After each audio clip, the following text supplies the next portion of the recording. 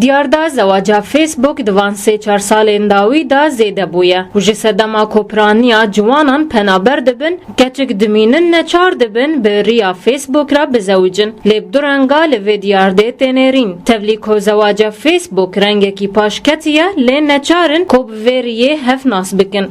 Li gor welatiyekî dibêje ku ez bi vê riyê re me, lê şîreta min ew e ku naskirin di navbera her du malbatan da hebe. تعرفت عليهم عن طريق الفيسبوك واخذتوه وحبينا بعض وتعرفت عليه فترة شهرين 3 مو اكثر.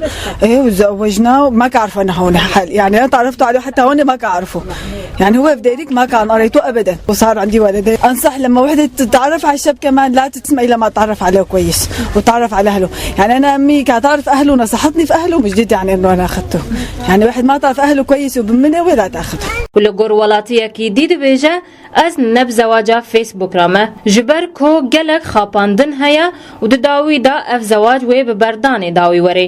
Ez nepêrame ebeden çünkü ne hemî xort wek nivîsa xwe derdikevin û ne hemî keçik jî wek nivîsa xwe derdikevin. Ne hem tiştê li ber xwe xweş dikin ew dikin heyvik di du zewacê da êcî da bifeşilite çi fêse yani muhtemele xort bêj te ji berî min sedê dî naskirine weke çünkü wek kezelî yani ne darûrî 1% ev zewaca binecih و از نپرامه انه زواجی سر فیسبوک حوالتی ما هر حوالتی فیس ہے بس زواج نه نینه هر وها و لگوری همالاتیکی دید بیجه از دجی و یکیمه جبر کو اف یک خیاله و نواقعیه. طبعا از ضد دوامه جملة وتفصيلة جبر تشي قلت تشتك واقعية جبر حمي خياله حمي تشتغنا راسته جبر تمثيله انسان سر هفدو عواطفي هفدو تمثيلتك جبر دانستاندنا مباشر قالك تشتا كشفتك يعني دانستاندن وجه قالك تشت انفعالات تشت شخصيا سيندها او تشت نادر كذا بس اما طريقه فيسبوك وسر كيف اخوت مرتاح تشت تخارط خيرين وتو شخصي اخوت تعبرين يعني تو شخصي كي ديني برشافي اخوت تعبرين تنكوي شخصي نازبك وتنكا